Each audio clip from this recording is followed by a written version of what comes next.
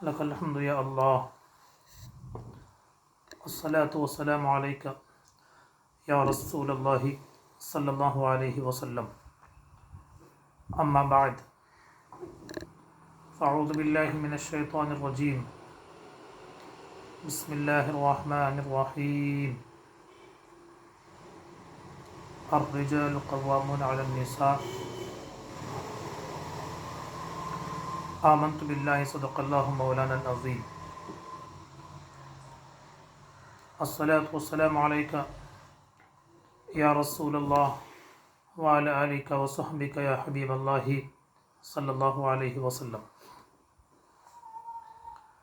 دو بول پڑھ کے ہوتے ہیں دو غیر ایک جان، دو بول پڑھ کے ہوتے ہیں دو غیر ایک جان، دو جان کو جو دیتا ہے وحدت نکاح ہے۔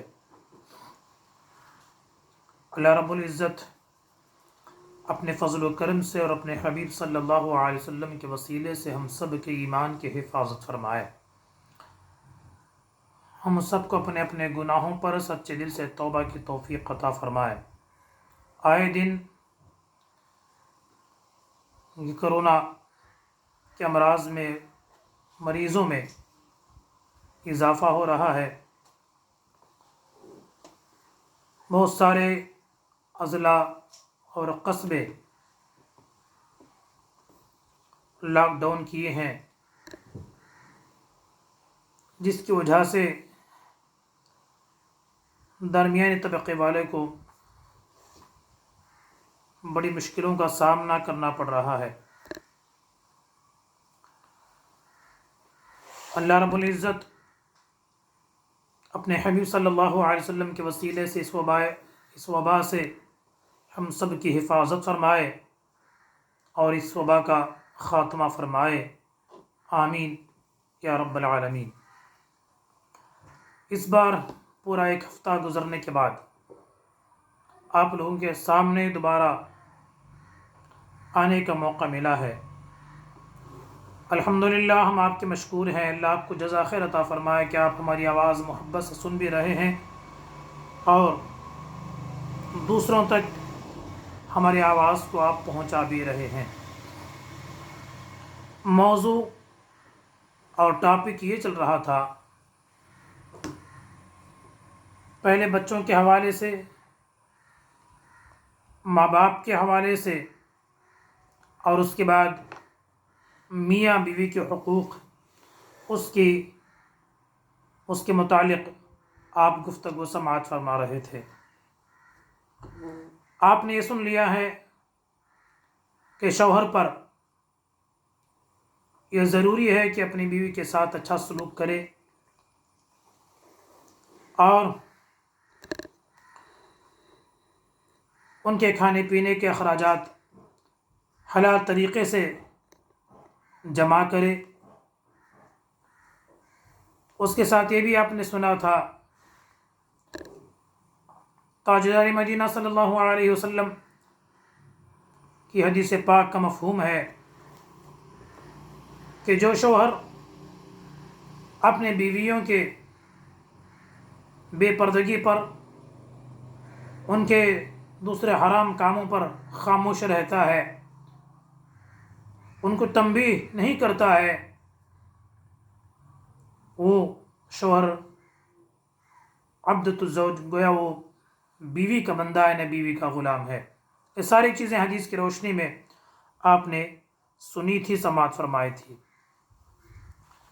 آج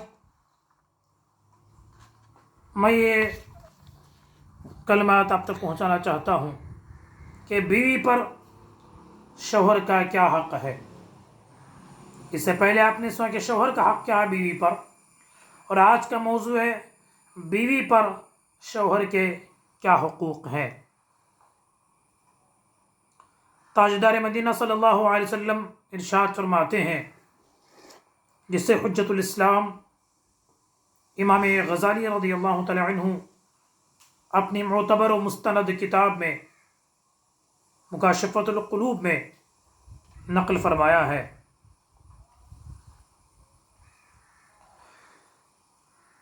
قسم ہے نکاح اطاعت کی ایک قسم ہے، لہذا بیوی خاوند کی مطیع ہے اور اس پر لازم ہے کہ خاوند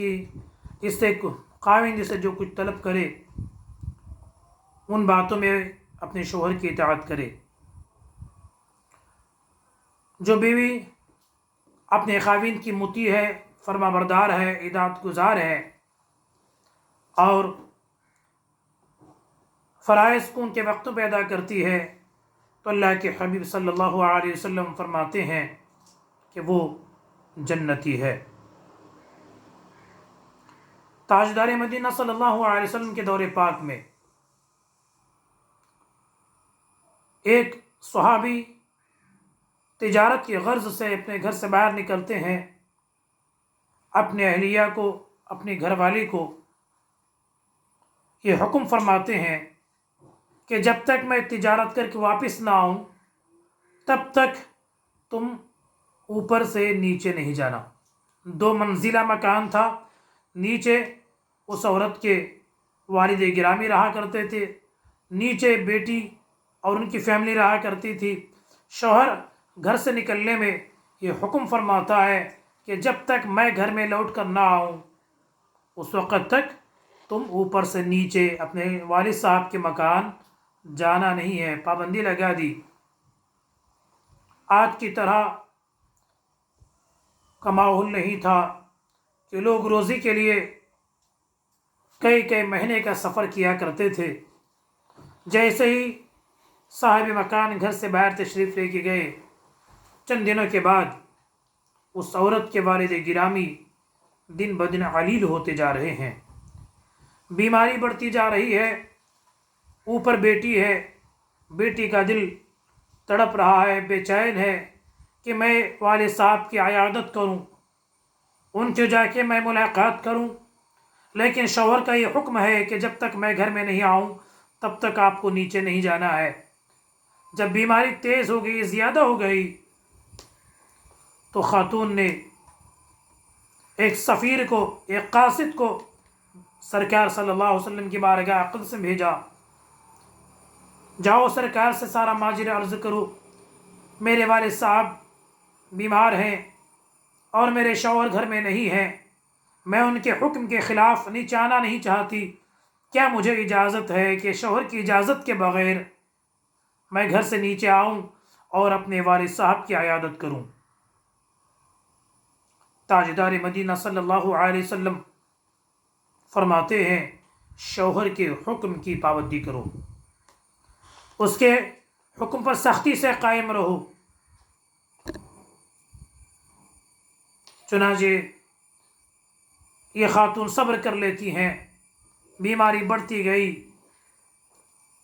تھوڑی دیر کے بعد والد صاحب کا انتقال ہو جاتا ہے۔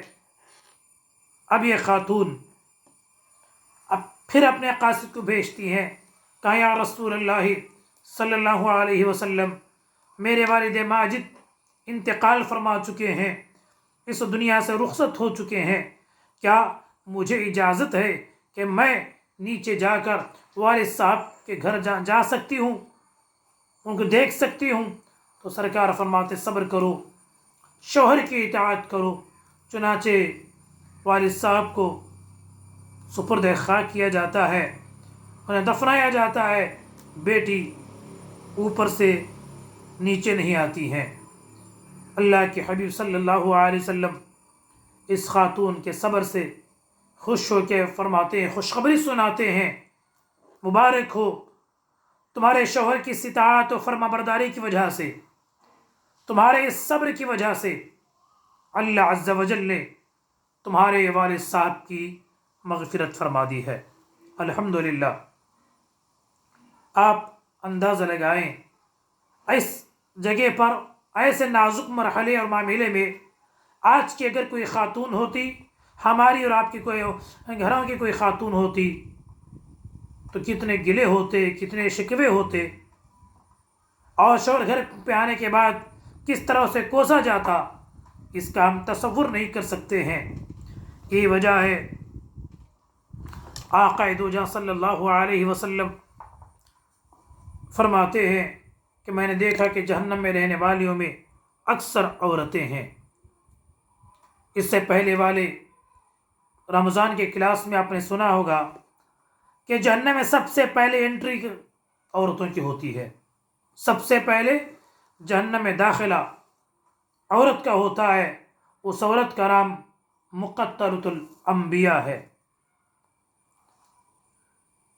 سرکار فرماتے ہیں جبرائیل امین سے پوچھا، اے جبرائیل، سرکار نے فرمایا کہ جب عورتوں کو میں نے جہنم میں دیکھا تو ساتھ میں خواتین بیٹھی یہ حدیث پاک سن رہی تھی۔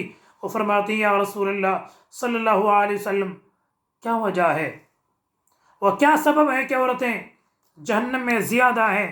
آقا علیہ السلام فرماتے ہیں، کثرت سے لعنت کرتی ہیں اور خاوند کی نافرمانی کرتی ہیں۔ کثرت سے لعنت کرتی ہیں اور اپنے شوہروں کی نافرمانی کرتی ہیں۔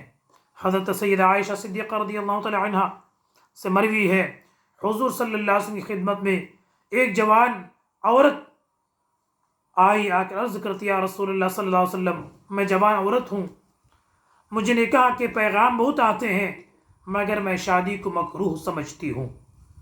یا رسول اللہ، مجھے نکاح کے پیغامات آ رہے ہیں، خبریں آ رہی ہیں، لیکن میں نکاح کو مکروہ جانتی ہوں، میں کیا کروں، نکاح کروں یا نہ کروں؟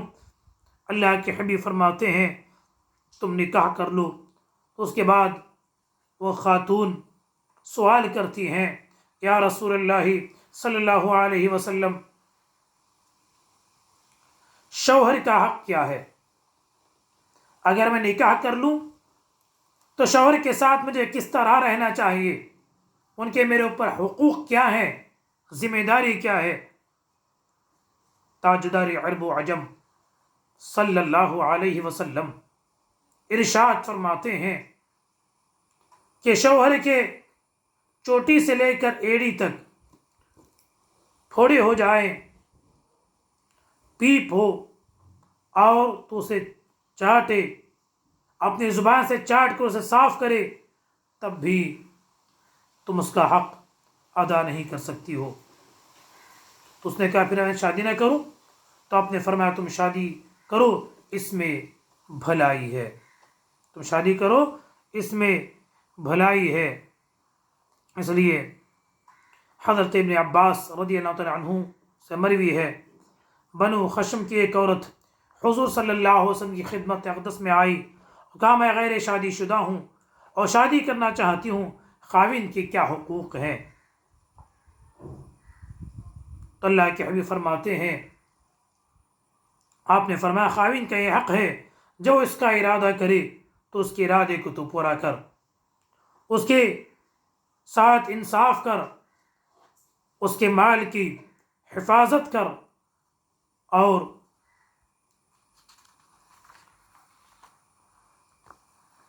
اپنی عزت کی حفاظت کیا کرے۔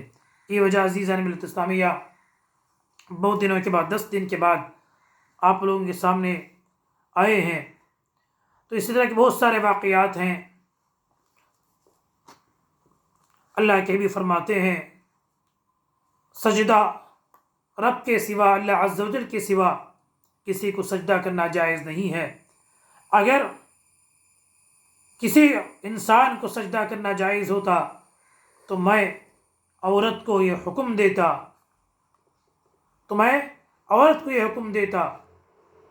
کہ وہ اپنے خاوند کو، اپنے شوہر کو سجدہ کرے۔ اس لیے عزیزان ملت اسلامیہ، اسلاف کی زندگی، پرانے لوگوں کی زندگی کا مطالعہ کریں تو یہ ایک دوسرے کا وہ حق ادا کرتے تھے۔ میاں بیوی کا حق ادا کرتا، بیوی اپنے شوہر کا حق ادا کرتی، بچے ماں باپ کا حق ادا کرتے اور ماں باپ اپنے بچوں کا حق ادا کیا کرتے تھے، جس کی وجہ سے ہر گھر میں سکون اور اطمینان ہوا کرتا تھا۔ لیکن آج ویسٹرن کلچر نے، مغربی تہذیب نے ہم کو اندھا کر دیا ہے۔ ہم ایک دوسرے کا حق ادا نہیں کرتے ہیں، جس کی وجہ سے کافی مشکلات اور کافی پریشانیوں کا ہمیں سامنا کرنا پڑتا ہے۔ بی بی ام سلیم کا واقعہ کوئی فراموش نہیں کر سکتا ہے۔ آپ کے گھر میں ایک چھوٹا سا بچہ ہے، علیل ہے، بیمار ہے، دن بدن بچے کی طبیعت بگڑتی جا رہی ہے، شوہر ہر دن صبح جانا شام میں آنا محنت اور مزدوری کرتے ہیں، ایک دن صبح گھر سے نکلے، دیکھا بچہ بیمار ہے، گھر سے نکلے، جیسے ہی آپ کے شوہر بی بی ام سلیم کے شوہر گھر سے باہر جاتے ہیں، ادھر بیٹا دم توڑ دیتا ہے، بچہ انتقال فرماتا ہے۔ ایسے نازک دور میں، ایسے نازک مرحلے میں آج کی خاتون ہوتی تو وائلا کرتی، چلاتی، سارے خاندان والوں کو جمع کر لیتی، اپنے دوست و احباب کو بھیج کر اپنے شوہر کو واپس بلوا لیتی، لیکن جیسے ہی شوہر کا انتقال ہوا، بچے کا انتقال ہوا، گھر میں کوہرام مچ جاتا ہے۔ بی بی ام سلیم گھر والوں کو تسلی دیتی ہیں، صبر کرو، یہ اللہ کا دیا ہوا، اللہ نے واپس لے لیا ہے، اس طرح ہم گھر میں کوہرام مچائیں گے تو میرے شوہر کام پہ گئے ہیں، تھکے ماندے گھر کا ماحول دیکھیں گے، تھکے ماندے گھر میں گھسیں گے تو ان کا تکان دور نہیں ہوگا، وہ کھائیں گے نہیں، پیئیں گے نہیں، پریشان ہو جائیں گے، چنانچہ پھر کیا کریں؟ تو انہوں نے کہا میں آپ اطمینان رکھیں، میں تیار کرتی ہوں۔ چنانچہ انہوں نے تاریخ میں لکھا ہے اپنے بچے کی لاش کو کپڑے میں لپیٹ کر طاق پہ رکھا اور خود پکانے اور گھر کے پکوان میں لگ جاتی ہیں، اس سے فارغ ہو کر اچھے کپڑے پہن کر شوہر کے انتظار میں بیٹھی ہے۔ شوہر نے گھر میں قدم رکھا، کھانا کھایا، دیکھا بیوی بھی بن سور کے بیٹھی ہوئی ہیں، خوبصورت لباس میں بیٹھی ہوئی ہیں، پوچھا بچہ کیسا ہے؟ دو معنی والا جواب، ہدأ نفسہ، بچے کا سانس تھم گیا ہے، جھوٹ نہیں تھا، جب گھر سے باہر گئے تھے تو بچہ بے قرار تھا، سانسیں اوپر چڑھ رہی تھی تو سانس تھم گیا ہے، تو حضرت نے سمجھا، ان کے شوہر نے سمجھا کہ ہو سکتا ہے کہ بچے کا آرام ہو گیا ہوگا، چنانچہ اپنے کھانا کھایا، رات میں آرام بھی کر لیا۔ جب ان کی زوج محترمہ، ان کی بیوی نے دیکھا شوہر کھا پی لیے ہیں، بھوک بھی مٹ گئی ہے اور سکون بھی حاصل کر لیا ہے، اب پوچھتی ہیں اے میرے سرتاج بتائیے، اگر کسی کی ہمارے پاس امانت ہو اور وہ امانت والا اپنی چیز واپس ہم سے طلب کرے، ہم کو دینا چاہیے یا نہیں دینا چاہیے؟ صحابی تھے، فوراً جواب دیتے ہیں جب پیسہ امانت دار کی نشانی یہ ہے کہ جب بھی وہ مانگے اسے واپس دینا چاہیے۔ تو بی بی ام سلیم کہتی ہیں اے میرے سرتاج، ہمارا بیٹا کیا تھا، ہمارے بچہ کیا تھا، وہ بھی خدا کی ایک امانت تھا، وہ بھی خدا کی ایک امانت تھی، خدا نے واپس لے لی ہے۔ اتنا سنا تو آپ کے شوہر اٹھ کے بیٹھ جاتے ہیں، میرا بیٹا انتقال ہو گئے اور تم نے بتایا نہیں ہے، میں نے کھایا ہے، پیا ہے، لذتیں حاصل کی ہیں، تو رو رہے ہیں۔ چنانچہ جب بیٹے کو سپرد خاک کیا گیا، جب یہ خبر اللہ کے حبیب صلی اللہ علیہ وسلم کو پہنچی تو سرکار فرماتے ہیں اے بی بی ام سلیم آپ کے شوہر، اللہ رات کے آپ کے فعل سے راضی ہو گیا ہے، اس کا نعم البدل رب عز و جل آپ کو عطا فرمائے گا۔ چنانچہ لکھا ہے اس کے بعد بی بی ام سلیم حاملہ ہوتی ہیں، ایک نیک صالح بیٹا پیدا ہوتا ہے، اس بیٹے کو 12 بچے ہوتے ہیں اور 12 کے 12 بچے حافظ قرآن ہوتے ہیں۔ اس خاتون کے بچے انتقال ہونے کے بعد دوبارہ حاملہ ہوتی ہیں، ایک بیٹا پیدا ہوتا ہے، اس بیٹے کو اللہ 12 بچے عطا فرماتا ہے اور 12 کے 12 بچے حافظ قرآن ہوتے ہیں، عالم دین ہوتے ہیں۔ اس لیے میں عزیزوں اور دوستوں، اپنے گھروں میں سکون کا ماحول بنا کے رکھیں، دینی تعلیم الحمدللہ آج کے دور میں گھر بیٹھے، جیسے آپ واٹس ایپ کے ذریعے، فیس بک کے ذریعے، یوٹیوب کے ذریعے بے شمار خامیاں آپ دیکھ رہے ہیں، اس کے ذریعے بہت سارے دینی معلومات بھی آپ حاصل کر سکتے ہیں۔ چنانچہ اللہ کے رسول صلی اللہ علیہ وسلم کی حدیث پاک کا مفہوم ہے، امام غزالی آخر صفحے میں فرماتے ہیں والدین کا حق ہے کہ اپنے بچوں کو دینی تعلیم سے آراستہ کریں۔ جب بیٹی جوان ہو جائے تو اسے شادی کا انتظام فرمائے۔ چنانچہ ایک والد صاحب نے اپنی بیٹی سے نصیحت فرماتے ہیں، بیٹی آج تک ہم نے تم کو ناز و نعم سے پالا ہے، پرورش کی ہے، اب تم دوسروں کے حوالے ہو رہی ہو، وہاں جانے کے بعد اس کی عزت کی حفاظت کرنا ہے، اس کے مال کی حفاظت کرنا ہے، اس کی خادمہ بن کے تم اس کے ساتھ رہنا ہے، اس سے ہمیشہ محبت کا سلوک کرنا ہے۔ اس لیے اگر تم ان سے تھوڑی بھی روگردانی کرو گی وہ تم سے دور ہو جائے گا اور ناراض ہو جائے گا۔ اس لیے عزیزان ملت اسلامیہ، ہمیں چاہیے کہ شریعت کے احکامات پر سختی سے عمل کریں، اور خاص کر عورتوں کو بھی چاہیے کہ وہ اپنے شوہر کے ساتھ اچھا سلوک کریں۔